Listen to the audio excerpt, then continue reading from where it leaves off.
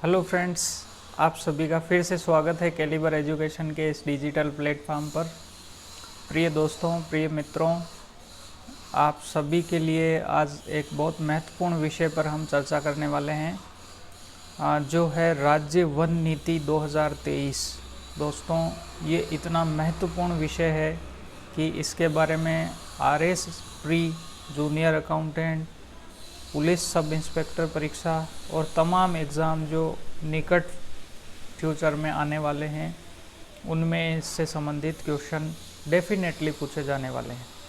क्योंकि दोस्तों, राज्य वन नीति जो है ये 10 साल के बाद, लगभग 10 से 12 साल के बाद घोषित की गई है। पिछली वन नीति 2010 में आई थी, उसके बाद 2023 में जो है राज्य सरकार द्वारा वन नीति को घोषित किया गया है। और पर्यावरण, वन और जलवायु परिवर्तन, इससे संबंधित जो है हर एग्ज़ाम के अंदर क्वेश्चन पूछे जाते हैं और लगभग सारे सिलेबस के अंदर ये टॉपिक शामिल होता है ना। तो ये वन नीति जो है ये टॉपिक अपने लिए बहुत महत्वपूर्ण है। इसको ध्यान लगा के आप देखिए और हो सके तो आप नोटबुक लेकर के बैठिए।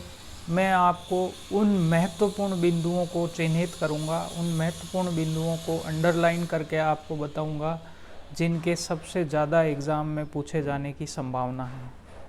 लेकिन एक सिंहावलोकन अपन पूरी वन नीति का करेंगे ताकि कोई भी तथ्य छूटे नहीं, है ना। तो आइए दोस्तों, हम शुरू करते हैं वन नीति के बारे में, ठीक है। सबसे पहली बात हम ये जानते हैं कि वन नीति कब जारी की गई। ये क्वेश्चन डेफिनेटली आपको पूछा जाएगा, तो इसका आप नोट कीजिए। वन नीति 5 जून को जारी की गई। कब जारी की गई भाई? 5 जून 2023 को विश्व पर्यावरण दिवस के अवसर पर वन नीति को जारी किया गया। आप अगर नोट कर रहे हैं तो पहला तथ्य ये नोट कीजिए। और मैं आपको अश्योर करता हूँ कि अगर आपने अपने इस वीडियो के साथ साथ कुछ बिंदुओं को अगर आपने नोट कर लिया जिनको मैं बताता जा रहा हूँ, तो आने वाले एग्ज़ाम में कोई भी क्वेश्चन आपका गलत नहीं होगा, ठीक है दोस्तों। तो पहला तथ्य आप नोट कीजिए, राज्य वन नीति 2023 कब जारी की गई? 5 जून 2023 को, ठीक है। इससे पहले आपको ये चीज़ भी ध्यान रखनी है कि पिछली वन नीति है वो वर्ष 2010 में जारी की गई थी। तो पहले बिंदु के बाद नेक्स्ट चलते हैं हम इस पे, है ना। प्रस्तावना, सबसे पहले प्रस्तावना की बात करते हैं। तो प्रस्तावना के बारे में जो है इसके बारे में इसकी 5-7 लाइनों में ये प्रस्तावना दी गई है, लेकिन इसमें ऐसा कोई महत्वपूर्ण तथ्य मुझे नज़र नहीं आ रहा है ना। प्रस्तावना बहुत अच्छे से दी हुई, तो आप इसको पढ़ लेना। मैं टेलीग्राम चैनल पर, कैलिबर एजुकेशन आरएस के टेलीग्राम चैनल पर इसको शेयर कर दूंगा। मैंने आपको वादा किया था कि जो मैं अंडरलाइन करके आपको लिखा रहा हूँ उस बिंदुओं को आप लिख लीजिए। डेफिनेटली आपको क्वेश्चन एग्ज़ाम में मिलेगा, ठीक है। तो पहला पॉइंट आपने पहले नोट किया। नेक्स्ट हम देखते हैं कि जो वन नीति है दोस्तों, राजस्थान राज्य वन नीति 2010 का उद्देश्य यथोचित समयावधि में राज्य में वनस्पति आवरण को कुल भौगोलिक क्षेत्र के 20% तक बढ़ाना है। ये यहाँ पे थोड़ा सा शायद गलत प्रिंट हो गया है। ये उद्देश्य 2023 वाली वन नीति का है। नई जो वन नीति आई है उसका महत्वपूर्ण उद्देश्य यह है कि राज्य में वनस्पति आवरण जो है अभी लगभग 9.57 या 9.6 मान लो, तो लगभग इतने प्रतिशत पर अभी जो है वनस्पति आवरण है उसको 20% तक बढ़ाना बहुत महत्वपूर्ण बिंदु है ना। वर्तमान परिप्रेक्ष्य में नवीन चुनौतियों और संभावनाओं के फलस्वरूप राज्य वन नीति 2010 को एक नई वन नीति से प्रतिस्थापित करने की आवश्यकता महसूस हुई। ये ठीक है ना। इसीलिए 2023 की जो है वन नीति जारी की गई। दूसरा बिंदु है दोस्तों, राजस्थान के वनों और वन्य जीवों की रूपरेखा सामान्य अवलोकन। सामान्य अवलोकन की हम बात करते हैं तो इसमें दे रखा है कि भौगोलिक क्षेत्रफल 10.4% है, ये आप जानते हैं, है ना। 61% भूभाग राजस्थान में स्थित है भारत का, ठीक है। अरावली के पूर्व का क्षेत्र और दक्षिण पश्चिम भाग कृषि जलवायु परिस्थितियों की दृष्टि से बेहतर है, ठीक है। ये पूरा एक तरह से इसका डिटेल जो है वो दिया हुआ है, ठीक है। नेक्स्ट अपने एग्ज़ाम के काम की क्या चीज़ है वो हम देख रहे हैं, ठीक है। नेक्स्ट पॉइंट आप देखिए कि राजस्थान में वन 2 प्रकार के समूहों से संबंधित है, ठीक है। ये आपको एग्ज़ाम में पूछा जा सकता है कि वन नीति के अनुसार कितने समूह जो है राजस्थान में वन के हैं। तो पहला समूह है दोस्तों उष्णकटिबंधीय शुष्क पर्णपाती वन, और दूसरा है उष्णकटिबंधीय कांटेदार वन, जिन्हें आगे 20 प्रकार के वनों में विभाजित किया गया है। इनको वापस छोटे छोटे पार्ट में विभाजित किया गया है, लेकिन महत्वपूर्ण जो है 2 समूह हैं। कौन कौन से? उष्णकटिबंधीय शुष्क पर्णपाती वन और उष्णकटिबंधीय कांटेदार वन। इन पॉइंट को आप नोट कर लीजिए। इनके उप प्रकार की बात करते हैं तो ये वापस 20 प्रकार के जो है उप प्रकारों में इनको बांटा गया है, ठीक है। राजस्थान में पाए जाने वाले प्रमुख वन प्रकार उत्तरी शुष्क पर्णपाती वन। उत्तरी शुष्क पर्णपाती वन की बात करते हैं तो ये 40.07%, एनोजिसिस पेंडुला वन जो है ये 15.21%, शुष्क पर्णपाती स्क्रब 10.96%, है ना। मरुस्थलीय ड्यून स्क्रब 6.62% और मरुस्थलीय थोर्न वन 6.17% है। बहुत महत्वपूर्ण बिंदु है। आजकल जो कंपटीशन एग्ज़ाम का नेचर है वो दोस्तों ऐसा होता जा रहा है कि बहुत डीप से भी चीज़ें पूछी जा रही है, इसलिए इन तथ्यों को आप नोट कर लीजिए कि 20 प्रकार के वनों में इनको विभाजित किया गया है और समूह 2 है, और वापस इनमें महत्वपूर्ण किसके कितने प्रतिशत है उसको आप नोट कर लीजिए, ठीक है। नेक्स्ट पॉइंट पर चलते हैं। राज्य में कुल वन क्षेत्र, अभिलिखित वन क्षेत्र जो है वो है 32,869.69 वर्ग किमी। ये आंकड़ा आप थोड़ा सा याद करना। राज्य के कुल भौगोलिक क्षेत्र का 9.6% है। मैंने बताया था आपको पहले ही कि 9.6% है, उसको बढ़ा के 20% करना इस नीति का मेन उद्देश्य है। इसमें से 12,176.28 वर्ग किमी जो है वो आरक्षित वन है, ठीक है। 18,588.39 वर्ग किमी संरक्षित वन है। वन कितने प्रकार के होते हैं आपने पढ़ा होगा कि आरक्षित वर्ग वन, संरक्षित वन और अवर्गीकृत वन, 3 प्रकार के वर्गीकरण इसके किए गए हैं। तो इसमें से आरक्षित वन की बात करते हैं तो 12,176.28 वर्ग किमी है और 18,588.39 वर्ग किमी वो है संरक्षित वन। अवर्गीकृत वन की बात करते हैं तो 2,105.3 वर्ग किमी अवर्गीकृत वन है ना। हालांकि भारतीय वन रिपोर्ट जो है, इंडियन स्टेट फॉरेस्ट रिपोर्ट है ना, 2021 के अनुसार वनस्पति आवरण के मामले में वन आवरण कितना है? 16,654.96 वर्ग किमी, जो राज्य के भौगोलिक क्षेत्र का 4.87% है। ये भारतीय वन रिपोर्ट का डेटा है, और राज्य का जो विश्लेषण है और राज्य का डेटा है वो 9.6% अभी है, ठीक है। तो ये वन आवरण और अभिलिखित वन क्षेत्र, अभिलिखित वन क्षेत्र का मतलब जो रिकॉर्डेड वन है वो, और वन आवरण यानी वास्तव में जो है वो, है ना। इसका फर्क आप समझ गए होंगे। चलते हैं नेक्स्ट बिंदु पर। देश के अन्य राज्यों की तुलना में राजस्थान यत्र तत्र विद्यमान 1 हेक्टेयर से कम आकार के पेंच में पाए जाने वाले पेड़ों के मामले में भारतीय वन सर्वेक्षण द्वारा वृक्षारोपण कहा जाता है बेहतर स्थिति में, यानी वृक्षारोपण की जो स्थिति है उसमें राजस्थान क्या है? बेहतर स्थिति में है। भारतीय वन स्थिति रिपोर्ट 2021 की रिपोर्ट के अनुसार राज्य इस श्रेणी में 8,733 वर्ग किमी क्षेत्र के साथ दूसरे स्थान पर है। यानी जो भारतीय वन स्थिति रिपोर्ट है उसके अनुसार राज्य जो वृक्षारोपण की जो एक कैटेगरी है उसमें दूसरे स्थान पर है। राज्य में 12,828 वर्ग किमी के क्षेत्र को बाह्य वन यानी OTF के विस्तार के रूप में अनुमानित किया गया है। ये वेरी इंपॉर्टेंट फैक्ट है, इसको आप नोट कीजिए। 12,828 वर्ग किमी कौन से हैं? TOF यानी बाह्य वन वृक्ष, ठीक है। जो अभिलिखित वन क्षेत्र 4,095 वर्ग किमी और वृक्षारोपण 8,733 वर्ग किमी का योग है। इसमें वापस जो है 12,828 को दो भागों में बांटा गया है। जो अभिलिखित वन क्षेत्र है यानी जो नेचुरल वन क्षेत्र है वो कितना है? 4,095 वर्ग किमी, और वृक्षावरण जो है मतलब वृक्षों से आच्छादित जो एरिया है वो है 8,733 वर्ग किमी।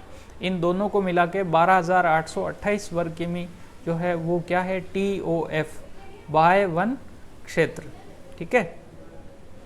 नेक्स्ट बिंदु की तरफ बढ़ते हैं। राज्य के कुल भौगोलिक क्षेत्र का 3.92% संरक्षित वन क्षेत्र नेटवर्क में शामिल है, ठीक है। वेरी इंपॉर्टेंट है।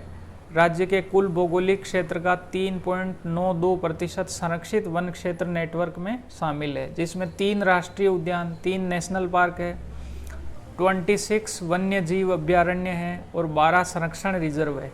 ये संरक्षण रिजर्व का जो है, इनमें कौन कौन से संरक्षण रिजर्व है और कौन से नए जुड़े हैं, इसको आप रट के और एक पेज पे लिख लीजिए। ये RPSC का और राजस्थान चयन बोर्ड का फेवरेट क्वेश्चन है ना। और राज्य में 4 टाइगर रिजर्व कौन कौन से भाई? रणथंबोर, सरिस्का, मुकुंदरा हिल और रामगढ़ विषधारी, ये 4 टाइगर रिजर्व है। 26 वन्य जीव अभ्यारण्य है, 22 संरक्षण रिजर्व है और 3 राष्ट्रीय उद्यान है। रामसर साइट की बात करते हैं तो भाई रामसर साइट कितनी है? 2 रामसर साइट है। पहली है केवलादेव राष्ट्रीय उद्यान और सांबर झील, ठीक है। केवलादेव राष्ट्रीय उद्यान कहाँ पर है भाई? ये भरतपुर में है। सांबर झील जयपुर में है। राज्य के संरक्षित क्षेत्रों में कुल मिलाकर 13,418.11 वर्ग किमी का क्षेत्र शामिल है, ठीक है। संरक्षित क्षेत्र को कुल मिलाकर हम अगर इनके क्षेत्रफल की बात करें तो 13,418.11 वर्ग किमी का क्षेत्र शामिल है। नेक्स्ट पॉइंट देखते हैं। राज्य के स्थानीय समुदायों में वनों में वन्य जीवों के प्रति संरक्षण को भलीभांति स्थापित है। यहाँ जैव विविधता की रक्षा, संरक्षण और पोषण करते हैं। ये सारा बताया हुआ है कि किस प्रकार यहाँ पे जन भागीदारी और समुदाय भागीदारी है और जो कि जैव विविधता को संरक्षित करता है, ठीक है।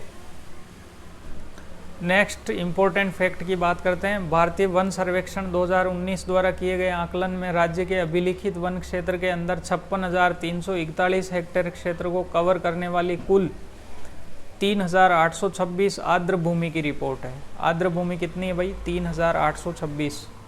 इनमें से 284 प्राकृतिक, स्थानीय, अंतर्देशीय आर्द्र भूमि शामिल है, जिसमें 21,519 हेक्टेयर क्षेत्र जो है वो शामिल है। 28,064 हेक्टेयर क्षेत्र के साथ 1275 अंतर्देशीय मानव निर्मित आर्द्र भूमि शामिल है। इसमें मतलब कहने का मतलब जो नेचुरल है वो और उसके साथ जो मानव निर्मित आर्द्र भूमियाँ हैं उनको भी शामिल किया गया है। आर्द्र भूमियाँ राज्य के अभिलिखित वन क्षेत्र का 1.70% है। ये बहुत इंपॉर्टेंट फैक्ट है, इसको आप नोट कीजिए, है ना। आर्द्र भूमि राज्य के अभिलिखित वन क्षेत्र का कुल कितना है? 1.70%। और इन आर्द्र भूमियों के सुधार के लिए वनों के उचित वैज्ञानिक प्रबंधन की आवश्यकता की ओर संकेत करती है, ठीक है। वनों के बाहर वृक्षों का ग्रोइंग स्टॉक यानी वन के अलावा जो है वृक्षों का ग्रोइंग स्टॉक कितना है? वो है दोस्तों 90.63 मिलियन क्यूबिक मीटर, ठीक है। जो अभिलेखित वन क्षेत्र का 26.56 मिलियन क्यूबिक मीटर से अधिक है। यानी जो लगाए गए वृक्ष हैं, यानी बाहर वनों के बाहर वृक्षों का ग्रोइंग स्टॉक, जो जैसे एक तो वन क्षेत्र गवर्नमेंट ने निर्धारित कर रखा है और एक दूसरा जो है जैसे किसी ने प्राइवेट तरीके से खेत की मेड़ पे लगा रखे हैं या किसी ने वृक्षारोपण अपनी इच्छा से कर रखे हैं, तो वो जो है वो उसको वनों के बाहर वृक्षों का ग्रोइंग स्टॉक है ना, उसको बताया गया है। तो ये 90.63 मिलियन क्यूबिक मीटर है, जो अभिलिखित वन क्षेत्र 26.56 मिलियन क्यूबिक मीटर से अधिक है।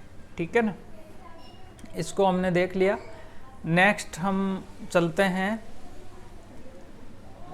राज्य में वनों का कुल कार्बन स्टॉक, यानी वनों के कार्बन स्टॉक की हम बात करें तो राज्य में कुल कार्बन स्टॉक है 110.77 मिलियन टन, है ना। CO2 समतुल्य का 406.16 मिलियन टन, है ना, जो देश के कुल कार्बन का 1.54% है। मृदा ऑर्गेनिक कार्बन इस कार्बन स्टॉक का बड़ा हिस्सा लगभग 70 मिलियन टन की ओर संकेत करता है। यानी मृदा है ना, मृदा के संरक्षण और सुधार की भी यहाँ पर महती जरूरत है। ठीक है, राजस्थान में घास के मैदानों के अंतर्गत 9,829 वर्ग किमी क्षेत्र है। ठीक है, जो राज्य के कुल भौगोलिक क्षेत्र का लगभग 2.9% है।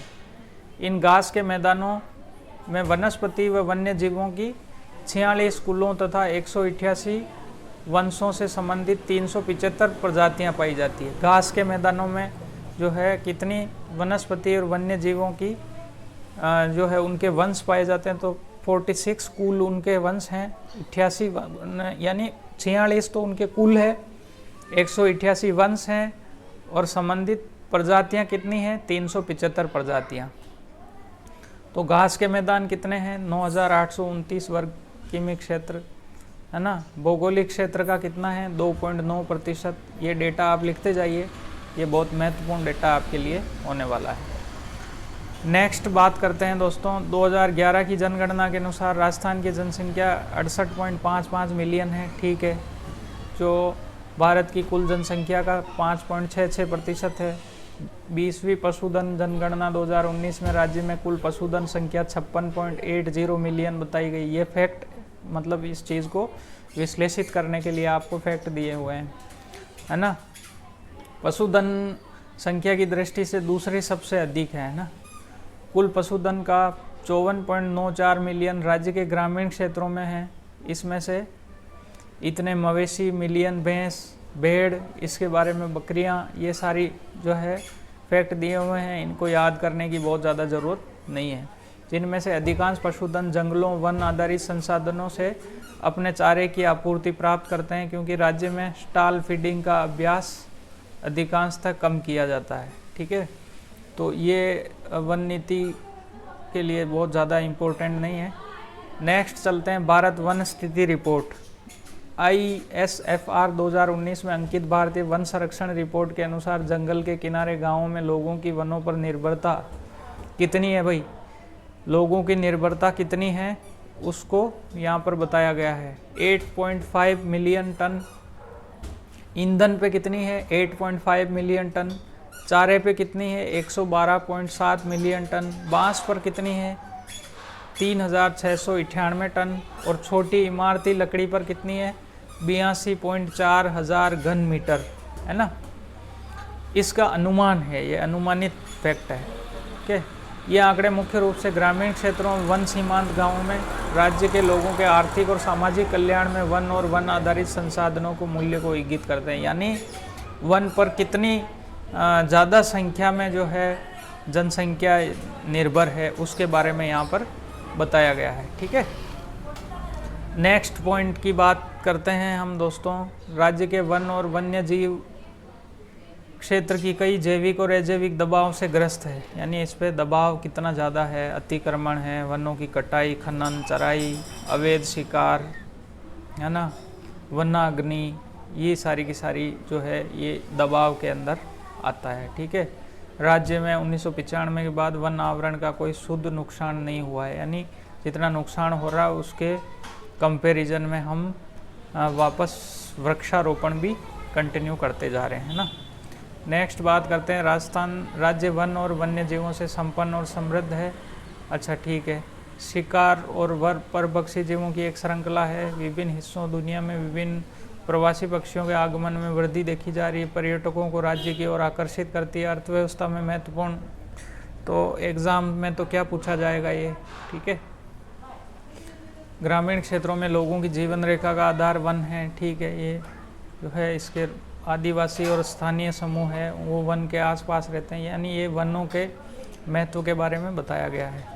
भारतीय वन प्रबंधन संस्थान IIFM भोपाल की रिपोर्ट के अनुसार राज्य में वानिकी क्षेत्र राज्य के सकल राज्य घरेलू उत्पाद में लगभग 2.19% का योगदान देता है। बहुत इम्पोर्टेंट ये है, डेटा है, इसको आप नोट कर लीजिए। ये आपको अगर मेंस का आप एग्ज़ाम लिखते हैं, आंसर लिखते हैं, वहाँ निबंध लिखते हैं, कुछ भी पर्यावरण से संबंधित आपको कोई भी चीज़ इंटरव्यू में रिप्रेजेंट करनी है, तो आप वहाँ बता सकते हैं कि GSDP है, जो सकल राज्य घरेलू उत्पाद है, उसके अंदर वन का प्रतिशत है वो 2.19% है। बहुत अच्छा ये आंकड़ा है, इसको आप नोट कर लीजिए, ये आपके लिए काम आएगा। नेक्स्ट देखते हैं दोस्तों, वन नीति का दृष्टिकोण या विज़न क्या है ना। विज़न की बात करते हैं तो बड़ा विज़न हमने देखा ही था कि वनस्पति क्षेत्र को राज्य के भौगोलिक क्षेत्र के 20% तक बढ़ाना, ये महत्वपूर्ण इसका विज़न है।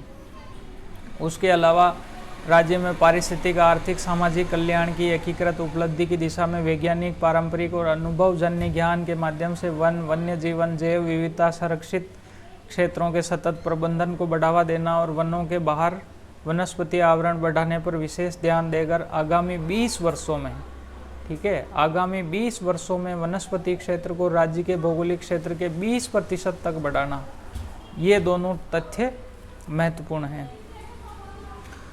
वन नीति के उद्देश्य की बात करते हैं नेक्स्ट दोस्तों, तो उद्देश्य इसके निम्नलिखित है। RS का जो मेंस एग्ज़ाम होता है उसमें सीधा सीधा क्वेश्चन भी आपसे पूछा जा सकता है कि वन नीति 2023 के प्रमुख उद्देश्य स्पष्ट कीजिए। तो उद्देश्यों को हम रैपिडली एक बार देख लेते हैं। वर्तमान प्राकृतिक वनों, वन्य जीवन और जैव विविधता की सुरक्षा, संरक्षण, पुनर्स्थापन और प्रबंधन के लिए पारिस्थितिक सुरक्षा और पारिस्थितिकी तंत्र सेवाओं के प्रवाह के लिए उनकी उत्पादक क्षमता को बढ़ाने के साथ साथ आर्थिक और सामाजिक कल्याण के लिए योगदान देना, है ना, आर्थिक और सामाजिक कल्याण के लिए योगदान देना। नेक्स्ट है, वर्तमान वन क्षेत्रों में वनों की कटाई, पुनर्स्थापन, पुनर्वास उपायों को प्रोत्साहित करके मौजूदा वन क्षेत्रों के बाहर शहरी और ग्रामीण क्षेत्रों में वनस्पति आवरण को प्रोत्साहित और विस्तारित करके राज्य में वन या वृक्ष आच्छादन की सीमा को बढ़ाने के लिए आमतौर पर सुरक्षा, वनीकरण प्रथाओं को बढ़ावा देना, संपत्ति, संसाधन, कृषि भूमि पर कृषि वानिकी पद्धतियाँ और उपलब्ध स्थानों पर वृक्षारोपण को बढ़ावा देना, ये है ना। नेक्स्ट उद्देश्य की बात करते हैं दोस्तों, वन और चारागाह आधारित संसाधनों, पारिस्थितिकी तंत्र सेवाओं के सतत उपयोग के माध्यम से सामुदायिक भागीदारी को प्रोत्साहित करना और लोगों के लिए आजीविका के अवसरों को सुधार करना, उचित प्रबंधन, हस्तक्षेपों तथा समकालीन वैज्ञानिक और तकनीकी ज्ञान के माध्यम से मरुस्थलीकरण सहित भूमि के सभी प्रकार के क्षरण को रोकना एवं वनों, घास के मैदानों और वृक्षारोपण के तहत भूमि की उत्पादकता में सुधार करना, ठीक है।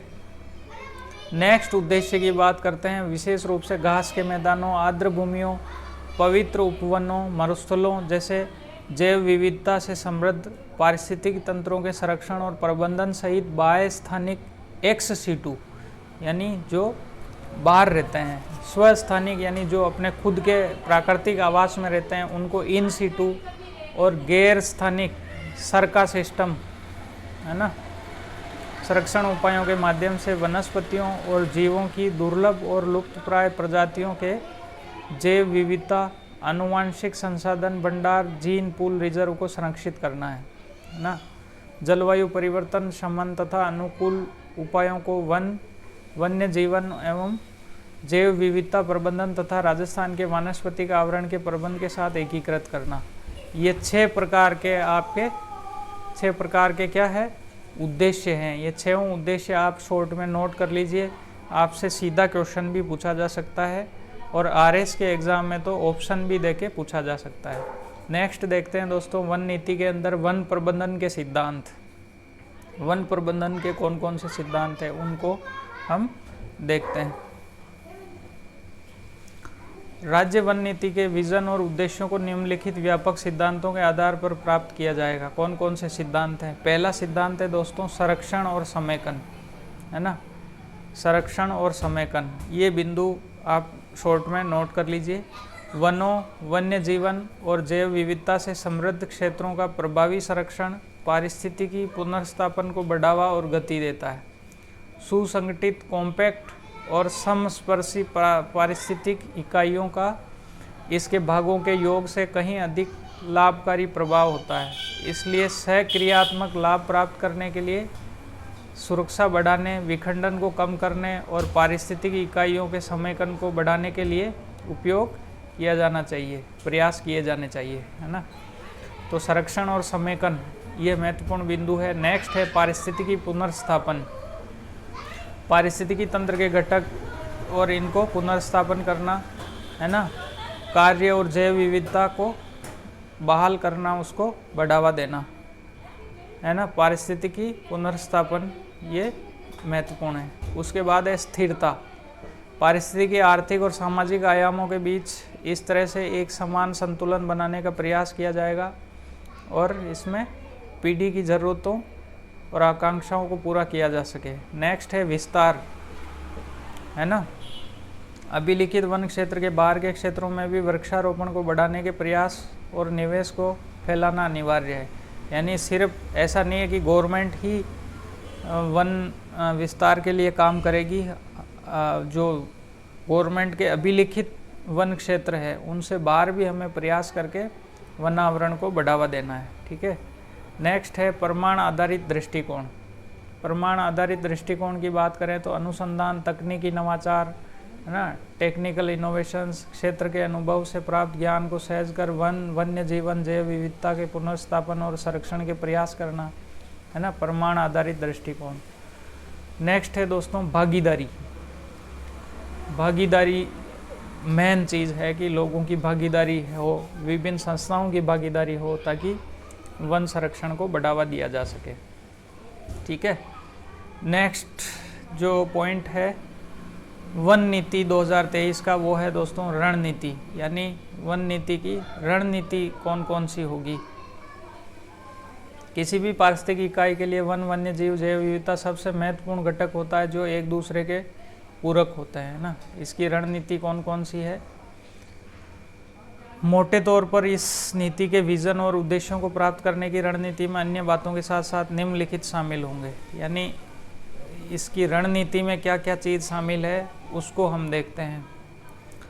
पहला पॉइंट है वर्तमान में विद्यमान वनों और संरक्षित वनों की सुरक्षा, संरक्षण, पुनर्स्थापन और प्रबंधन का कार्य अनुमोदन कार्य योजनाओं, प्रबंधन योजनाओं, कार्य योजनाओं के अनुसार मौजूदा नियम, विनियम और दिशा निर्देशों के आधार पर किया जाना है, ठीक है। वन भूमि प्राकृतिक पुनरुत्पादन और कृत्रिम पुनरुत्पादन को सक्रिय रूप से बढ़ावा देना, ये दूसरा। तीसरा है दोस्तों सामुदायिक भूमि जैसे गोचर, ओरण, चारागाह जो आदि होते हैं सक्रिय रूप से सुरक्षा, संरक्षण और वृक्षारोपण करना। जितनी भी खाली ज़मीन है, चाहे वो गोचर की हो, ओरण की यानी देवभूमि की छोड़ी हुई हो, चारागाह हो, जहाँ भी खाली ज़मीन है वहाँ पर वृक्ष लगाने। नेक्स्ट देखते हैं संस्थागत सार्वजनिक भूमि, सड़कों, नदियों, नहरों, रेलवे ट्रैक आदि के किनारे रेखीय पट्टियों पर सक्रिय रूप से वृक्षारोपण करना। यानी जो हाईवे के किनारे पट्टियाँ हैं, नदियों के, नहरों, रेलवे ट्रैक, इनके आसपास की भूमि है उस पर वृक्षारोपण करना। वन क्षेत्र से बाहर पर्याप्त इकाई के पौधों को वितरण के माध्यम से व्यक्तिगत किसानों को सक्रिय रूप से प्रेरित कर वृक्षारोपण को बढ़ावा देना। यानी पर्याप्त ऊंचाई के जो पौधे हैं उनका वितरण करना और किसानों को, मेन रूप से किसान जो है प्रकृति के साथ जुड़े हुए रहते हैं, तो किसानों को प्रोत्साहित करके वृक्षारोपण को बढ़ावा देना भी इस रणनीति में शामिल है। संबंधित विभाग, एजेंसियां, संस्थाएं, संगठन, उनके बीच में समन्वय बनाना, क्षेत्रीय नीतियां, कार्यक्रम, पारिस्थितिकी और वन्य संबंधी विचारों को एकीकृत करना, सुरक्षा, संरक्षण, प्रबंधन के माध्यम से अधिक क्षेत्र के प्रभावी वन और वृक्षाच्छादन के तहत लाना है, ठीक है। नेक्स्ट रणनीति है दोस्तों मौजूदा प्रावधानों के अनुसार वनों और संरक्षित क्षेत्रों की सुरक्षा, संरक्षण, प्रबंधन में गहन और व्यापक हितधारक भागीदारी सुनिश्चित करेंगे। वनों और संरक्षित क्षेत्रों की उत्पादकता में उनके पारिस्थितिक कार्यों के साथ साथ राज्य के लोगों आर्थिक सामाजिक कल्याण के लिए उनके योगदान में सुधार क्षेत्र के पारिस्थितिक तंत्रों के अनुरूप प्राथमिकता दी जानी है। ठीक है। दीर्घकालिक पारिस्थितिक आर्थिक सामाजिक कल्याण में वनों, वन्य जीवन और जैव विविधता की भूमिका महत्व के बारे में हितधारकों के व्यापक संवेदीकरण, अभिविन्यास, शिक्षा, जागरूकता को सुनिश्चित करना। ठीक है, ये आपके रणनीति में शामिल हो गए। नेक्स्ट जो पॉइंट आ रहा है दोस्तों वन नीति का, वो है वन संरक्षण। यानी वन संरक्षण किस प्रकार किया जाएगा। मेरे हिसाब से ये वन नीति का मेन जो है बिंदु है, वन संरक्षण के बारे में गवर्नमेंट की क्या नीति है। ठीक है, उसको देखने का प्रयास करते हैं।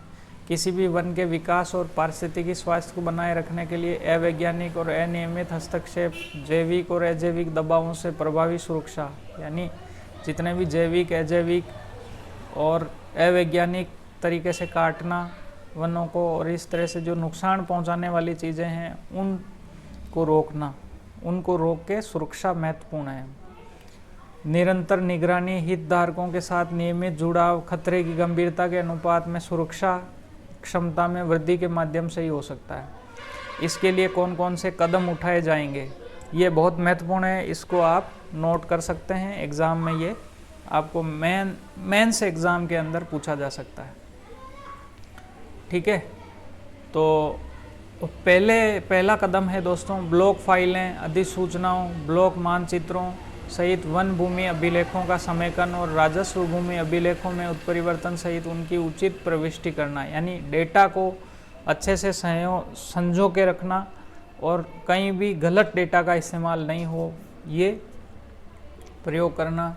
नक्शों को अच्छे से, है ना, प्रविष्टि को करना। अच्छी गुणवत्ता वाले सीमा स्तंभों के माध्यम से जमीन पर वन भूमि का उचित सीमांकन करना। यानी वन भूमि का सीमांकन करने के लिए शानदार क्वालिटी के, अच्छी क्वालिटी के जो है स्तंभ वगैरह लगाना, जिससे कि ये सुनिश्चित हो सके कि यहीं से वन क्षेत्र प्रारंभ हो रहा है ना। नेक्स्ट है वन क्षेत्र की निगरानी में सुधार के लिए प्रौद्योगिकी यानी टेक्नोलॉजी और संचार प्रणालियों का प्रभावी प्रयोग करना। टेक्नोलॉजी किस तरह से, जैसे कैमरा, चिप वगैरह लगाना और वहाँ पे अगर इनलीगल कोई काम हो रहा है तो उसको रोकना। ये सारी चीज़ें, टेक्नोलॉजी आज इतनी एडवांस हो चुकी है, उसका प्रयोग वनों के संरक्षण के लिए करना, है ना। प्रभावी कार्यवाही करने हेतु कानूनी प्रावधान कर अपराधों को रोकना, वन अपराधों को रोकना। यानी कोई हरे पेड़ काट रहा है बिना परमिशन के, अगर अंदर जा रहा है या इनलीगल एक्टिविटीज़ वहाँ पर हो रही है, उन सब चीज़ों को रोकना। नेक्स्ट देखने हैं दोस्तों मुखबिरों को पुरस्कृत करने, पता लगाने, वन अपराधों की रोकथाम, जांच और कार्यवाही में सहयोग करने वालों के लिए उपयुक्त प्रोत्साहन योजना। बहुत इम्पोर्टेंट है कि कोई अगर वनों को क्षति पहुंचा रहा है तो उसके लिए किस प्रकार से एक प्रोत्साहन योजना लेकर के आना, ताकि कोई भी व्यक्ति इसकी सूचना प्रशासन को दे सके, रोकने वाली एजेंसियों को दे सके। नेक्स्ट देखते हैं दोस्तों उपाय, वनों की आग का पता लगाना, उस पर नियंत्रण करने में सहायता करने वाले लोगों, समुदायों को प्रोत्साहित करने के लिए योजना बनाना। यानी वन की जो आग लगती है उससे बहुत ज़्यादा नुकसान होता है, तो उसका पता लगाना, उसमें नियंत्रण के लिए सहयोग करना, मतलब किस प्रकार से उस पर सुधार कर सकते हैं। और जो पता लगाते हैं, जो वन क्षेत्र के आसपास लोग रहते हैं, उनको प्रोत्साहित करना। नेक्स्ट है पेट्रोलिंग में सुधार, निगरानी और वन चेक पोस्ट संचार तंत्र को मजबूत करना। यानी पेट्रोलिंग जो होती है, जो घूमते रहते हैं वन विभाग के कर्मचारी वगैरह, उनको पाबंद करना कि वो डेली वहाँ पे अपनी निगरानी रखे। चेक पोस्ट जो होती है वहाँ पे संचार तंत्र को मजबूत करना, यानी किसी प्रकार की कोई अनलीगल अगर चीज़ हो रही है या कोई काट के ले जा रहा है तो उसको रोकना। संरक्षण गतिविधियों में वन अधिकार धारकों की सक्रिय भागीदारी को निर्धारित करना, प्रौद्योगिकी के अधिक उपयोग और सूचना साझा करने के माध्यम से संबंधित विभागों के बीच में क्या बनाना भाई, समन्वय बनाना। जैसे खनिज विभाग है, वन विभाग है, परिवहन विभाग है, इन सब के बीच में समन्वय करके जो है वन संरक्षण को बढ़ावा दिया जा सकता है। नेक्स्ट है दोस्तों संवेदनशील क्षेत्रों की पहचान करना और अपराधों को रोकने के लिए विश्लेषणात्मक ढांचे में सुधार करना, है ना। अगले उपाय है दोस्तों वन सुरक्षा में लोगों की प्रभावी भागीदारी सुनिश्चित करना। नेक्स्ट है वृक्षों, वनस्पतियों और वनों के संरक्षण को बढ़ावा देने प्रोत्साहित करने के लिए सकारात्मक नीतिगत पहल करना। Fire line, watch tower network में सुधार और वनों की आग को नियंत्रित करने के लिए प्रशिक्षण देना, ट्रेनिंग, ये बहुत इम्पोर्टेंट पार्ट है ट्रेनिंग का। वन्य जीवों से संबंधित अपराधों की पहचान और जांच में सुधार करना, इसमें वन्य जीवों को भी शामिल किया गया है। तो वन्य जीवों की जो हंटिंग होती है उसको रोकना, और कौन उनकी हंटिंग कर रहा है उसकी जांच को रोकना, मतलब उसकी जांच में सुधार करना, ये सारी चीज़ें इसमें शामिल है। ठीक है, नेक्स्ट देखते हैं वन संरक्षण अधिनियम एवं वन्य जीव संरक्षण अधिनियम के अंतर्गत आधारभूत संरचनाओं का विकास यानी इंफ्रास्ट्रक्चर का विकास, सामाजिक आर्थिक उत्थान हेतु वन में किसी गैर वानिकी गतिविधि के लिए समयबद्ध तरीके से अनापत्ति प्रदान की जाएगी एवं अपेक्षित अनापत्ति के बिना प्रभावी रूप से जांच की जाएगी। यानी वन क्षेत्र जो है उसके अंदर किसी को अगर कोई एक्टिविटी करनी है या कोई कुछ भी काम करना है तो उसको अगर पॉसिबल है तो उसको एनओसी दी जाएगी, और बगैर एनओसी के कोई अगर काम कर रहा है तो उसकी जांच करना। वन एवं वन्य जीव अपराधों के लिए केंद्रीकृत डेटाबेस सर्जित किया जाएगा। गंभीर अपराधियों का पता लगाना, पकड़ना और अभियोजन की प्रक्रिया को सुदृढ़ करने के लिए उनकी पत्रावली सर्जित की जाएगी, है ना। अब वन विकास और संरक्षण के लिए कौन से उपाय हैं उनको हम देखते हैं। निम्नलिखित उपायों के माध्यम से वनों, वन्य जीव और जैव विविधता के संरक्षण को और मजबूत किया जाएगा और बढ़ाया जाएगा। तो इसके लिए कौन कौन से उपाय और किए जा रहे हैं। पुनरुत्पादन और आवास सुधार सुनिश्चित करने के लिए 6 फीट ऊंची पक्की दीवार के साथ, है ना, 6 फीट ऊंची पक्की दीवार के साथ संभावित क्षेत्रों के लिए बड़े हिस्से को प्रभावी ढंग से बंद करना, है ना, जहाँ से आवागमन होता है शिकारियों वगैरह का, वन काटने वाले लोगों का, तो वहाँ पे 6 फीट ऊंची पक्की दीवार बनाना। पुनर्स्थापन या वनीकरण से 1 वर्ष पहले क्षेत्रों के अग्रिम रूप से बंद करने को बढ़ावा दिया जाएगा ताकि प्राकृतिक पुनरुत्पादन हो सके और जैव विविधता को पुनर्जीवित किया जा सके। तत्पश्चात आवश्यकता के आधार पर रोपण, सीधी बुआई और प्राकृतिक पुनरुत्पादन को बढ़ावा दिया जाएगा। ठीक है, नेक्स्ट बात करते हैं वनीकरण और पुनर्वनीकरण के लिए गाँव की पड़त भूमि, चारागाह भूमि, कृषि योग्य बंजर भूमि और रैखिक पट्टियों को लिया जाएगा। ठीक है भाई, वनीकरण, पुनर्वनीकरण, पुनर्स्थापन कार्य के सभी चरणों के दौरान ग्राम वन सुरक्षा एवं प्रबंधन समितियां, पारिस्थितिकी विचार समितियां, पंचायती राज संस्थाएं, शहरी स्थानीय निकायों, जैव विविधता प्रबंधन समितियों को शामिल करने के प्रयास में अधिक सक्रिय भागीदारी निभानी है ना।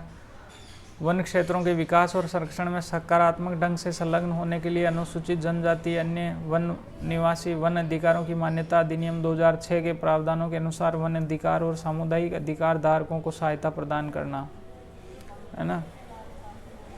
पारिस्थितिकी संस्थाओं को सुदृढ़ करना, वनस्पति लुप्तप्राय संकटग्रस्त प्रजातियां, आश्रय स्थल प्रमाणित प्लस वृक्ष और महत्वपूर्ण पारिस्थितिकी महत्व के बारे में विशेष ध्यान देना। घोषित वन क्षेत्रों के बाहर निजी भूमि, कृषि भूमि में वृक्षारोपण बढ़ाने के प्रयास करना। ये इस तरह के एवरग्रीन प्रयास इनको कह सकते हैं, जो कि हर जगह आपको देखने को मिलेंगे। नदियों के जल ग्रहण क्षेत्र, मिट्टी का कटाव रोकना, है ना, उनका उपचार करना। वानिकी और जल ग्रहण तकनीकी आधार पर भू नमी संरक्षण उपायों को बढ़ावा देना। ठीक है, वृक्ष किनारे, वृक्षारोपण के विकास, जल ग्रहण क्षेत्र उपचार योजनाएं, वन्य जीव संरक्षण योजना और ऐसी अन्य योजनाओं को अन्य एजेंसियों के माध्यम से लागू किया जाएगा। नवीनतम अनुसंधान निष्कर्ष और प्रौद्योगिकी की नियमित रूप से पहचान की जाकर सभी संरक्षण और पुनर्स्थापन में उपयोग की जाएगी। सभी योजनाओं और परियोजनाओं में स्थापित वन वर्धन प्रणाली को विधिवत शामिल किया जाएगा। अब नेक्स्ट जो है दोस्तों वो है वन प्रबंधन, यानी फॉरेस्ट मैनेजमेंट किस तरह से किया जाएगा। वन प्रबंधन में सभी उपलब्ध प्राकृतिक, मानवीय, भौतिक ज्ञान और वित्तीय संसाधन का संतुलित उपयोग में लाना शामिल है। वन प्रबंध के संबंध में ये निम्नलिखित को सुनिश्चित किया जाएगा। ठीक है, वन क्षेत्रों और संरक्षित क्षेत्रों पर व्यापक कार्य योजनाएं और प्रबंधन योजनाओं के अनुसार काम करने के आधार पर बनेगी।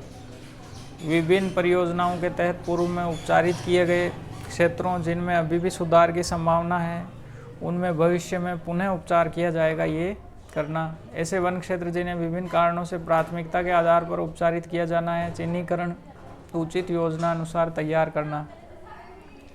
संतुलित परिणाम पाने के उद्देश्य से संसाधनों का निवेश यत्र तत्र कार्यस्थल चयन करने पर सन्निहित वन क्षेत्रों में चरणबद्ध तरीके से करना, है ना। निरीक्षण के मापदंडों को नियमित रूप से अद्यतीकरण किया जाएगा और उनको बारीकी से उनकी निगरानी की जाएगी।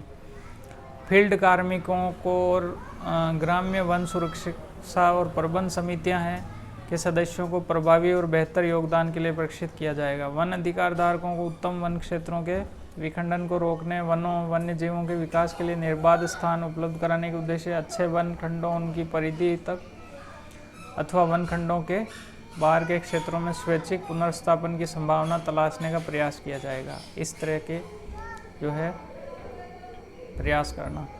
सुदृढ़ वन प्रबंधन हेतु प्रचलित नियमों अधीन अधिकार धारकों ग्रामीण समुदाय क्षमताओं को विकसित करने का प्रयास करना।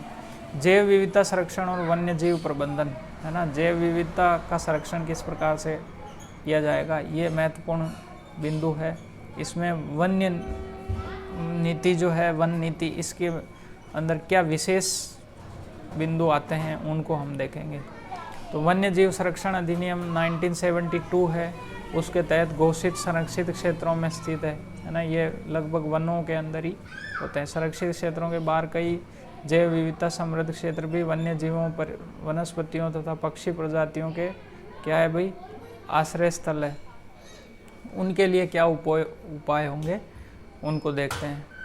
वन्य जीव गलियारों, कॉरिडोर्स के सृजन प्रबंधन, नए अभयारण्य, राष्ट्रीय उद्यान, है ना, संरक्षण रिजर्व, सामुदायिक रिजर्व की स्थापना के माध्यम से संरक्षित क्षेत्रों में को राज्य के भौगोलिक क्षेत्र के 5% तक बढ़ाने का प्रयास किया जाएगा। महत्वपूर्ण बिंदु है ना।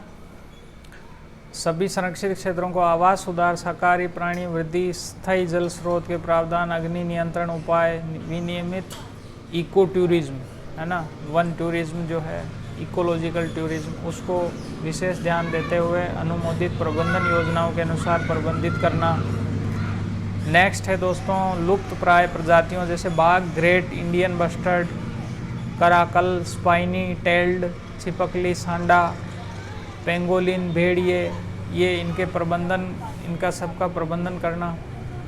बाघ भालू के ऐतिहासिक आवास अभिभ्रंशित हो चुके हैं, इनको बढ़ावा देना। डेजर्ट राष्ट्रीय उद्यान, थार मरुस्थल, अन्य प्राकृतिक उपायों उपयोग प्रबंधन, हस्तक्षेपों, मरुस्थलीय शुष्क और अर्धशुष्क क्षेत्र, जीवों की जनसंख्या में वृद्धि करने के विशेष प्रयास करना।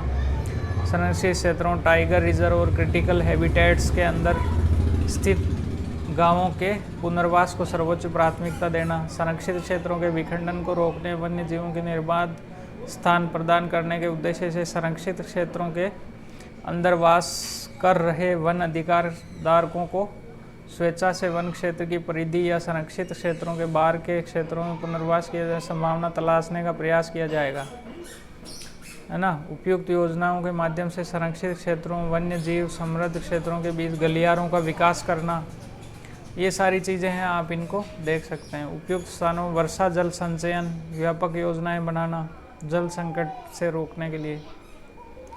जैव विविधता समृद्ध क्षेत्रों, उनके घटकों को समान रूप से लाभों के साझाकरण के माध्यम से ऐसे क्षेत्रों में जहां उनके आसपास रहने वाले लोगों के लिए आजीविका के समुचित अवसर सृजित करने के लिए उपयुक्त रूप से जोड़ा जाएगा। देववन, ओराण, पवित्र उपवनों की विधिवत पहचान की जाएगी और स्थानीय समुदायों और उनकी परंपराओं और ज्ञान के परामर्श से उचित प्रबंधन योजनाएं तैयार की जाएगी। मानव और वन्य जीव के मध्य संघर्ष बढ़ती चिंता का विषय है, ठीक है। इस संघर्ष को शमन करने के लिए उपयुक्त योजनाएं तैयार करने और कार्यान्वित करने के लिए कार्यनीतियां और ढांचा विकसित किया जाएगा। लार्ज कैट प्रजातियों सहित वन्य प्राणियों के बचाव अभियान को संभालने के लिए विशेष पशु चिकित्सा देखभाल इकाई की स्थापना की जाएगी, है ना। वन विभाग में वन्य प्राणियों के उपचार हेतु विशेष प्रशिक्षण देकर सुप्रशिक्षित पशु चिकित्सकों को समग्र विकसित किया जाएगा। अब घास मैदानों का प्रबंधन किस प्रकार से होगा उसको हम देखते हैं नेक्स्ट बिंदु के अंदर, है ना। घास मैदानों का प्रबंधन कैसे होगा? राज्य की पशुधन आबादी अपने चारे और चारे की आवश्यकताओं के लिए घास के मैदानों पर निर्भर है।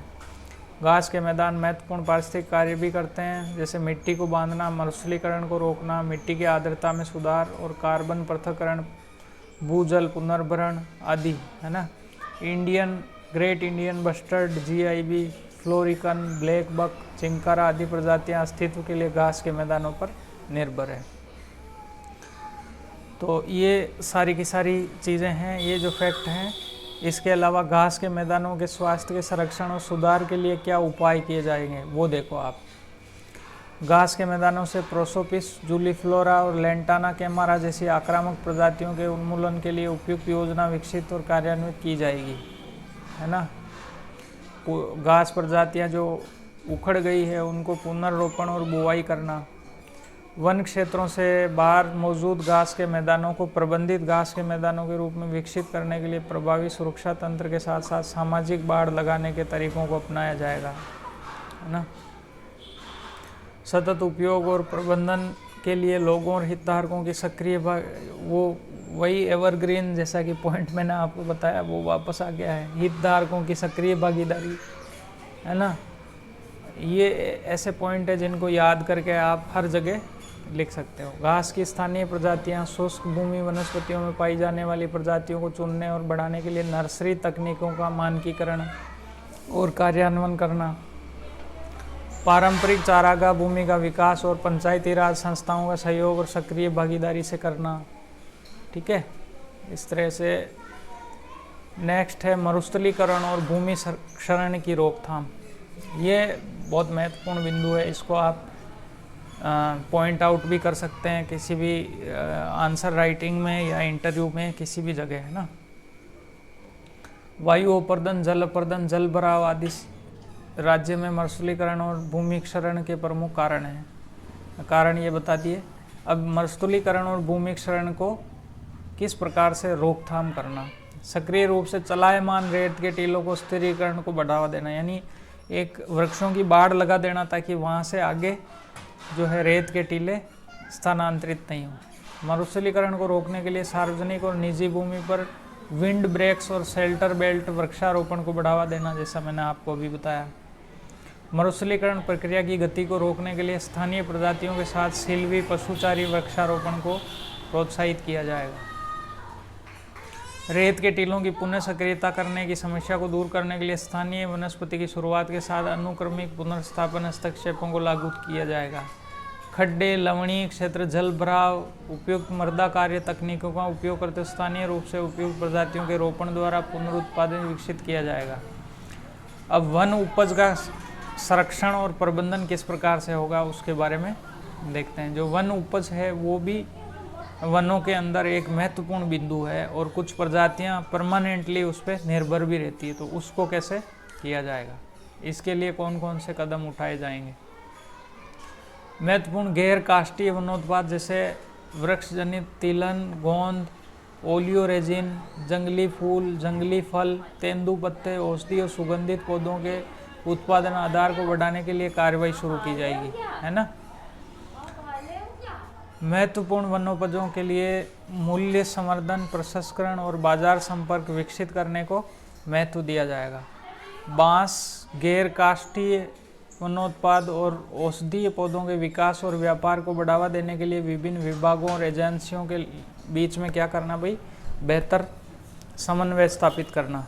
किसानों के लिए प्रचार और खेती पैकेज पर प्रोटोकॉल विकसित करने के लिए दुर्लभ, लुप्तप्राय और संकटग्रस्त RET औषधीय पौधों को प्राथमिकता दी जाएगी। नेक्स्ट है कृषि क्षेत्रों और निजी जोत में उपयोगी प्रजातियों के संरक्षण, सुरक्षा और संवर्धन को प्रोत्साहित करने के लिए कटाई और पारगमन नियमों को संशोधित किया जाएगा, है ना। वन्य वृक्ष प्रजातियों के घरेलूकरण को प्रोत्साहित किया जाएगा और कृषि वानिकी प्रथाओं में शामिल करके बढ़ावा दिया जाएगा। आक्रामक प्रजातियों का प्रबंधन, यानी जो है वनों को आक्रामक प्रजातियां किस प्रकार से डिस्टर्ब करती है, किस प्रकार से उनको नष्ट करती है, उनके लिए क्या कदम उठाए जाएंगे, है ना। तो जूलीफ्लोरा, लेंटाना कैमारा ये है आक्रामक प्रजातियां हैं।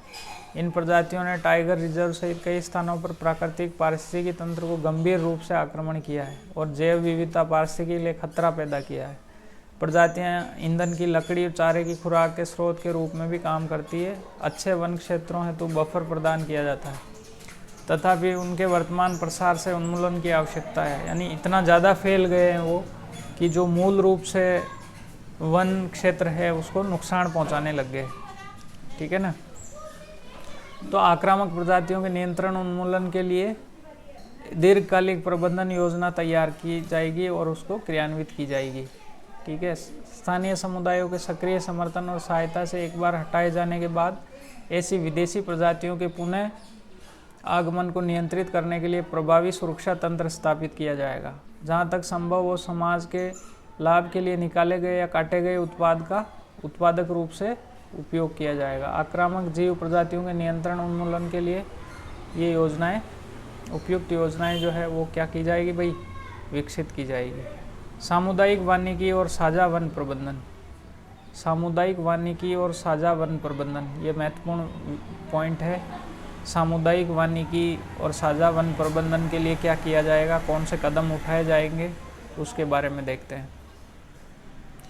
पहला है मौजूदा 3 स्तरीय साझा वन प्रबंधन, जिसमें ग्राम्य वन सुरक्षा और प्रबंध समितियां VFPMC और ग्राम स्तर पर पारिस्थितिकी विकास समितियां, मंडल स्तर पर वन विकास एजेंसी FDA और राज्य स्तर पर राज्य वन विकास एजेंसी SFDA को उपयुक्त रूप से सुदृढ़ किया जाएगा।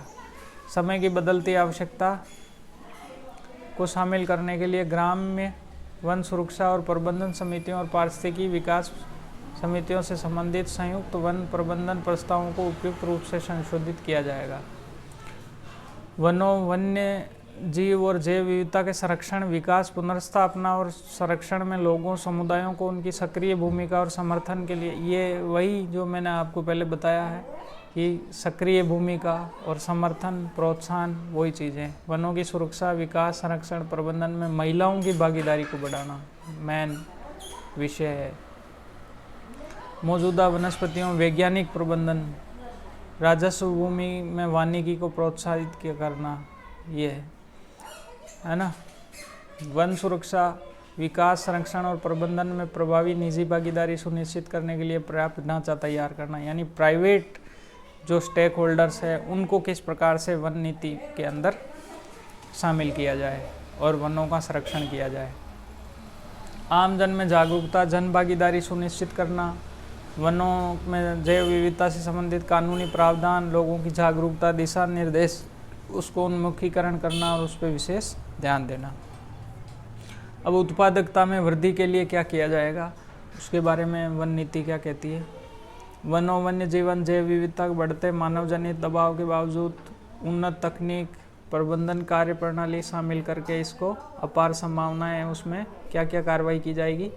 पहली कार्रवाई है लकड़ी और गैर काष्ठीय वनोत्पाद की उत्पादन में वृद्धि के लिए क्या किया जाएगा, वो है कैंडिडेट प्लस ट्री CPT को बड़े पैमाने पर बढ़ाने के लिए वृक्ष सुधार कार्यक्रम, बीज और वानस्पतिक प्रबंधन संरक्षण के लिए CPT बीज बागों और बहुगुणित पौधों का उपयोग, पुनर्वनीकरण, वनीकरण और पुनर्स्थापन कार्यक्रमों को बढ़ावा देना, सभी प्रकार के रोपण कार्यक्रम, गुणवत्ता रोपण सामग्री का उपयोग किया जाएगा। रासायनिक उर्वरकों के स्थान पर जैव उर्वरकों का और वर्मी कंपोस्ट का प्रयोग करना, है ना। पौधशाला में पौधे उगाने और क्षेत्र में रोपण के लिए बेहतर और उन्नत तकनीक और प्रथाओं को प्रोत्साहित किया जाना। ठीक है। निजी और राजस्व क्षेत्रों में वनों की उत्पादकता बढ़ाने के लिए उत्तक संवर्धन, टिश्यू कल्चर जो है, बेहतर बीज पौधों जैसी आधुनिक तकनीकों का उपयोग किया जाएगा। प्राकृतिक वनों की संरचना, कार्यों, सेवाओं संदर्भ में पारिस्थितिकी तंत्र की उत्पादकता में सुधार के लिए क्या काम होगा भाई, वो देखते हैं। मौजूदा रोपण पुनर्स्थापन मॉडल की समीक्षा की जाएगी और उपलब्ध प्रमाणों के आधार पर इसको अपडेट किया जाएगा। महत्वपूर्ण स्वदेशी प्रजाति जैसे मोनोजिस पेंडुला, प्रोसोपिस सिनेरेरिया, कमीफोरा, YTI आदि को उगाने की विधियों का मानकीकरण किया जाएगा। ठीक है। पुनर्स्थापन कार्यक्रम, वनस्पति, स्थानीय जीव, प्राकृतिक वन को विकसित किया जाएगा। काष्ठ, चारा, बांस, लकड़ी औषधीय पौधों की प्रजातियों के लिए गुणवत्तापूर्ण रोपण, स्टॉक लोन उत्पादन के लिए शुद्ध वन अनुसंधान संस्थान, जोधपुर कृषि विश्वविद्यालयों जैसे अनुसंधान संस्थानों को सहयोग को सुदृढ़ करना और बढ़ाना। यानी वन अनुसंधान भी एक अच्छा इसमें बिंदु है। Silviculture research and extension, silviculture जो है यानी पौधों का अध्ययन करना, वानिकी पेशेवरों को वनों के संरक्षण, पुनर्स्थापन और प्रबंधन, वनों के बाहर कृषि वानिकी, पेड़, बिगड़े हुए पारिस्थितिकी तंत्र के उपचार के लिए अनुसंधान में संलग्न होने के लिए प्रोत्साहित किया जाएगा। सिल्वीकल्चर विंग जो है वन विभाग की, वो किस प्रकार ध्यान देगी उसको देखते हैं। विभिन्न प्रबंधन और संरक्षण गतिविधियों के लिए तकनीकी दिशा निर्देशों का सुझाव देना, मौजूदा प्रथाओं की समीक्षा करना और परिवर्तन हेतु उचित सुझाव देना, वनों की उत्पादकता बढ़ाने के लिए मार्गदर्शन प्रदान करना। ठीक है भाई। महत्वपूर्ण प्रजातियों के लिए प्लस ट्री की पहचान और पुनरुत्पादन, सामग्री का संग्रह, सीडलिंग, सीड एसएसओ और क्लोनल सीड ऑर्चर्ड का निर्माण और गुणवत्तारोपण, स्टॉक उत्पादन, सीधी बुआई के लिए क्षेत्र के कार्यालयों को बीज सामग्री प्रदान करना, समस्याग्रस्त स्थल जो है वहाँ पे पुनर्वास की विधियाँ विकसित करना, अनुसंधान, आक्रामक विदेशी प्रजातियों को सुधार, स्थानीय बहुउद्देशीय प्रजातियों पुनरुत्पादन के लिए मार्गदर्शन प्रदान करना, बीहड़, बंजर भूमि, खड़ी पहाड़ी ढलान, अन्य अवक्रमित क्षेत्रों के लिए स्थल विशिष्ट और प्रमाण आधारित पुनर्स्थान रोपण तकनीकों का विकास, आर्द्र भूमि आवासों, प्रवासी पक्षियों अध्ययन और सुझाव देना, समाज हेतु मूर्त और अमूर्त लाभों के लिए कार्बन पृथक्करण, ये प्रबंधन प्रथाओं को शामिल करना, विश्वविद्यालय अनुसंधान संगठन भागीदारी के साथ औषधीय पौधों सहित गैर काष्ठीय वनोत्पाद के संरक्षण की स्थिति का विस्तृत जो है क्या करना भाई, सर्वेक्षण, दस्तावेजीकरण, मूल्यांकन करना, है ना। वन उत्पादन, संरक्षण, पुनर्स्थापन, प्रबंधन के बारे में विशेषज्ञता और ज्ञान का उपयोग के लिए विश्वविद्यालयों, शोध संस्थाओं का सहयोग करना, है ना। जमीन पर ज्ञान के अनुप्रयोग को सुविधाजनक बनाने के लिए उष्णकटिबंधीय शुष्क वनों पर ज्ञान के भंडार के रूप में कार्य करना, प्राकृतिक संसाधन प्रबंधन में नई प्रौद्योगिकी और संसाधनों का समावेश, इसके लिए क्या उपाय किया जाएंगे, क्या कदम उठाए जाएंगे उसको देखते हैं।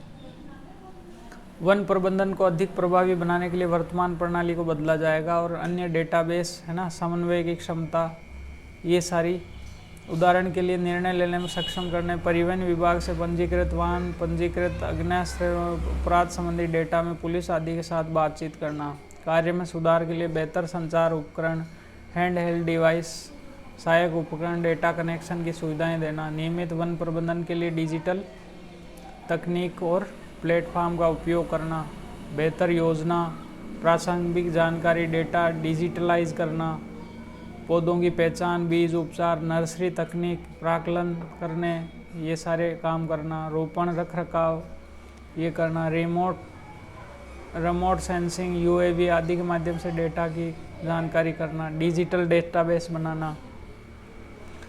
वन विभाग के सभी स्तरों पर मानव संसाधन के अनुरूप क्षमता का सृजन किया जाएगा। वन प्रकार, मुकुट, घनत्व, बढ़ते स्टॉक, अतिक्रमण आदि का आकलन और निगरानी करने के लिए स्थानिक इमेजरी की गहनता से उपयोग किया जाए। मानव संसाधन विकास, प्रशासन, कर्मचारी कल्याण, मानव पूंजी और मानव संसाधन विकास में सुधार के संबंध में क्या होगा भाई, यानी जो वन विभाग में काम करते हैं उनके लिए, प्रशासन के लिए, कर्मचारी कल्याण के लिए क्या किया जाएगा।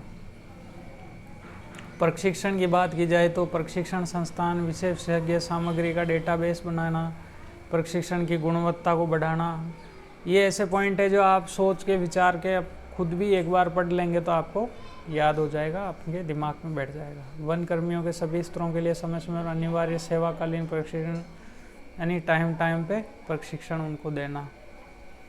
एजेंसियों, अधिकारियों, कर्मियों के उन्मुखी क्षमता निर्माण, पाठ्यक्रम और कार्यशालाएं आयोजित करना। वन कर्मियों के लिए राष्ट्रीय अंतर्राष्ट्रीय संसाधनों के उपयोग लेना, है ना। मुद्दों, चुनौतियों, विकास की समझ में सुधार के लिए वानिकी कर्मियों, हितधारकों, एक्सपोजर यात्राओं का आयोजन। प्रशिक्षण, करियर विकास में समान अवसर प्रदान करने के लिए फ्रंट लाइन स्टाफ और अधीनस्थ वन सेवाओं के डेटाबेस का निर्माण।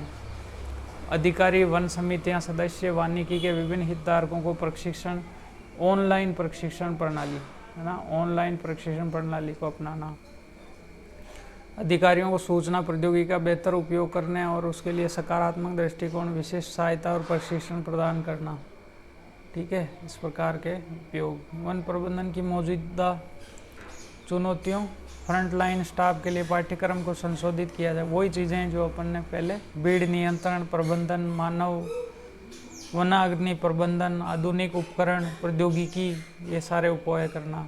प्रशासन की दृष्टि से क्या किया जाएगा, अग्रिम पंक्ति के कर्मचारियों, अधीनस्थ वन सेवाओं की तैनाती और युक्तिकरण, समकालीन समय प्रबंधन चुनौतियों को ध्यान में रखते हुए किया जाए। लगभग 5-7 वर्ग किमी क्षेत्र को वन रक्षक के अधीन सौंपने का प्रयास किया जाएगा। मंडल के लिए अधीनस्थ वन सेवाओं की स्वीकृति को संशोधित अनुसार नए पद सृजित किए जाएंगे, है ना। जैव विविधता अधिनियम 2002 से संबंधित कार्य, इको सेंसिटिव जोन, वन्य जीव गलियारा, आर्द्र भूमि संरक्षण, ये काम होंगे। वन नियमावली में परिभाषित कर्तव्यों और जिम्मेदारियों को वन प्रबंधन के बदलते परिदृश्य के अनुसार संशोधित करना। सभी समूहों, रैंकों, नियमित भर्ती और समय पर पदोन्नति के लिए ये करना, यानी ये कर्मचारियों के लिए भी इसमें नीति में बात की गई है। प्रशिक्षण की बढ़ती मांग को पूरा करने के वानिकी वन्य जीव प्रशिक्षण संस्थान जयपुर, वन प्रशिक्षण विद्यालय अलवर, जोधपुर, पर्याप्त उन्नयन सुधार के लिए कोटा, उदयपुर, ताल छापर जैसे स्थान उप प्रशिक्षण केंद्रों का निर्माण किया जाएगा। ये इम्पोर्टेंट फैक्ट है कि उप प्रशिक्षण केंद्रों का निर्माण कहाँ होगा, और कोटा, उदयपुर और ताल छापर, ये 3 जगह हैं। वन प्रशिक्षण विद्यालय कहाँ कहाँ है, अलवर और जोधपुर, उसके बारे में पता होना चाहिए। कर्मचारी कल्याण के लिए क्या करना है, कर्मचारियों की ड्यूटी के दौरान मृत्यु, अशक्तता, उनके लिए वो करना, कर्मचारियों को प्रोत्साहन देने का प्रयास करना, फील्ड कर्मी और उनके लिए बीच में संवाद करना। विविध उपाय कौन से भाई, वन्य जीवों संरक्षित क्षेत्र के समृद्ध क्षेत्रों में पर्यटन नीति, राजस्थान राज्य पर्यटन नीति का शासित होगा, है ना। समन्वय स्थापित करना, वन्य जीवों जैव विविधता से बेहतर प्रबंधन के लिए प्रवासी कृषि वानिकी पद्धतियों को शामिल कर उपयोगी वन्य वृक्षों को बढ़ावा देना। महिलाएं पारिस्थितिकी तंत्र के संरक्षण में महत्वपूर्ण भूमिका निभाती है, तो उनके लिए मनोवृत्ति क्षमता निर्माण करना। वित्तीय सहायता तंत्र, इस संबंध में क्या क्या कदम उठाए जाएंगे, विभिन्न केंद्रीय राज्य योजनाओं के माध्यम से पर्याप्त बजटीय सहायता प्रदान करने के प्रयास करना। संसाधन सृजन, तो नई विंडो बनाने के लिए उपयुक्त प्रावधान तंत्र बनाना। व्यावसायिक संचालन को बढ़ावा, कॉरपोरेट सामाजिक उत्तरदायित्व यानी CSR है, उसके तहत उपलब्ध जो राशि है उसको पर्यावरण मुआवजा आदि से संसाधन प्राप्त करने का प्रयास करना।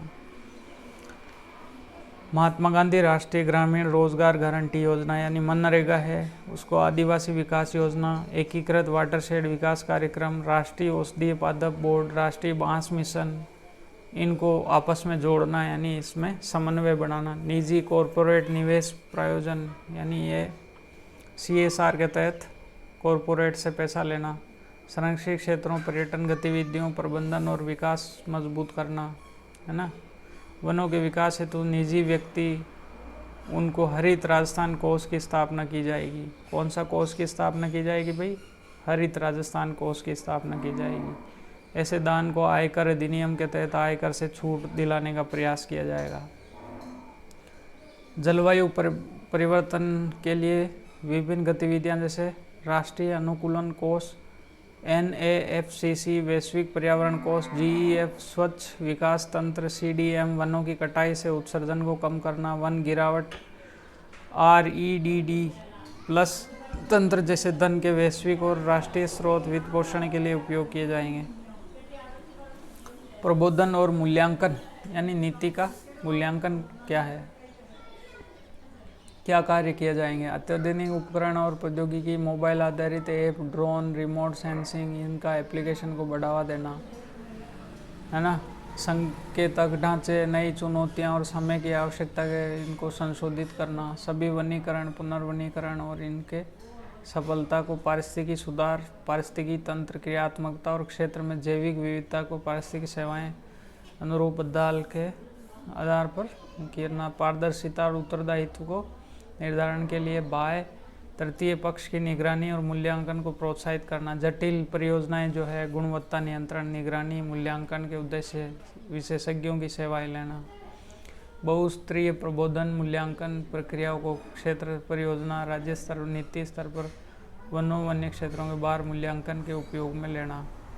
स्थानीय स्तर पर पारदर्शिता, समावेशिता और उत्तरदायित्व सुनिश्चित करने के लिए सहभागी समुदाय आधारित प्रबोधन और मूल्यांकन ढांचा विकसित करना। ऐसे प्रबोधन मूल्यांकन उपायों के परिणामों और उनमें प्राप्त सुधार के अनुपालन सुनिश्चित करने के लिए सुदृढ़ बहुस्तरीय ढांचा विकसित। नीति कार्यान्वयन की समीक्षा करना। समीक्षा के अंदर क्या आएगा भाई? नीति के उद्देश्यों को प्राप्त करने के लिए वनों और वन्य जीवों से संबंधित विभिन्न अधिनियम, नियम जहाँ आवश्यक हो उपयुक्त विधान अधिनियमित या संशोधित किए जा सकते हैं। नीतिगत उद्देश्यों की उपलब्धि काफ़ी हद तक वित्तीय संसाधनों की उपलब्धता पर निर्भर करती है ना। अगर आपके पास वित्तीय संसाधन नहीं है तो उसको नीतिगत उद्देश्यों की उपलब्धि कैसे आप करेंगे, तो उसके लिए प्रयास करना। प्रगति की समीक्षा के अतिरिक्त प्रधान मुख्य वन संरक्षक प्रबोधन और मूल्यांकन सदस्य सचिव के साथ अतिरिक्त मुख्य सचिव, प्रमुख सचिव, वन, पर्यावरण, जलवायु परिवर्तन की अध्यक्षता में एक वन नीति कार्यान्वयन और समीक्षा समिति का गठन करना, है ना। राज्य वन सलाहकार परिषद SFAC का गठन मुख्य सचिव की अध्यक्षता में वित्त, जनजातीय विकास, शहरी विकास, स्थानीय स्वशासन, खनन, पर्यटन, कृषि, ग्रामीण विकास, पंचायती राज, लोक निर्माण विभाग, जलदाय विभाग और प्रभावी सचिवों के साथ मिलकर विभाग को मार्गदर्शन और प्रभावी समन्वय प्रदान करेगी। नीति निर्धारण को अल्पकालिक, मध्यम अवधि और दीर्घकालिक में वर्गीकृत किया जाएगा। परिणामों को नापने के लिए उपयुक्त संकेतक विकसित, यानी जो नीतियां हैं वो अल्पकालिक यानी तुरंत किस प्रकार से उपयोग किया जा सकते हैं, मध्यम अवधि यानी 5 से 6 साल की अवधि में किस प्रकार से उपयोग, दीर्घकालिक यानी 10 साल, 5-7 साल से लेकर 10-12 साल तक किस प्रकार से उसको कर सकते हैं, वनों के लिए क्या काम कर सकते हैं, वो संकेत विकसित करना और उनके परिणाम। तो उम्मीद करता हूँ आपको समझ में आया होगा, अच्छा लगा होगा। वीडियो देखने के लिए आप सभी लोगों का बहुत बहुत धन्यवाद और बहुत बहुत आभार। वीडियो थोड़ा लंबा हो गया है, लेकिन इस वीडियो को देखने के बाद वन नीति से संबंधित आपका कोई भी क्वेश्चन नहीं छूटेगा। तो बहुत बहुत धन्यवाद, बहुत बहुत आभार। Thank you so much.